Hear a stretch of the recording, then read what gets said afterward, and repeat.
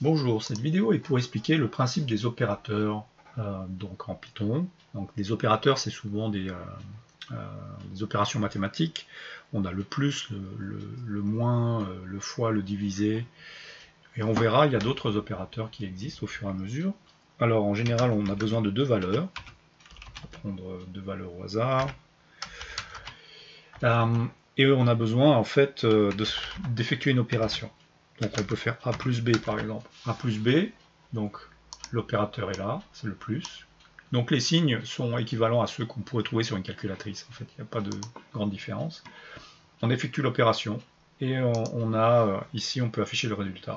On aurait pu aussi faire affecter le résultat à une variable, donc et utiliser la variable par la suite dans le programme. Donc, ce qui pourrait être intéressant. Donc ça revient à la même chose.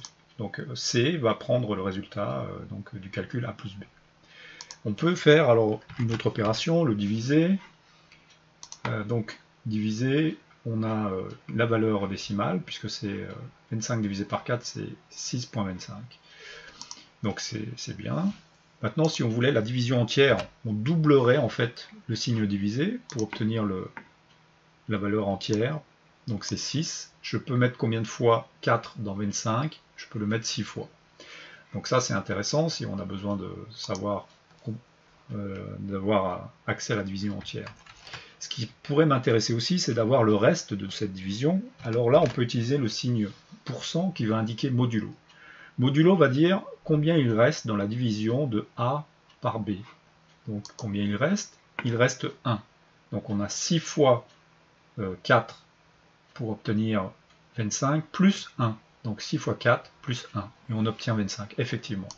Modulo est souvent utilisé, par exemple, pour déterminer si une valeur est paire, comme je prends 24, alors ce que je vais vérifier, c'est est-ce que le reste de la division par 2 est nul.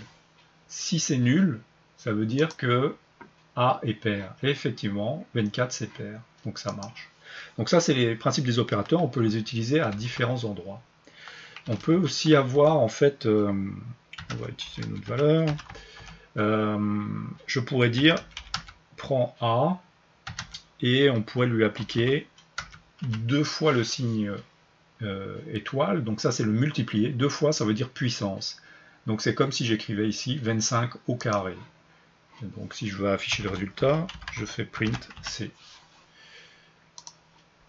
625. Donc c'est parfait. Et si je veux par exemple la racine carrée, je pourrais dire c'est puissance 0,5. Puis j'obtiendrai la racine carrée de 25 qui est 5. Donc ça marche aussi. Donc on peut utiliser le étoile étoile comme symbole pour la puissance. On verra qu'on peut utiliser dans Python, il y a des librairies mathématiques où on a aussi accès aux mêmes fonctionnalités.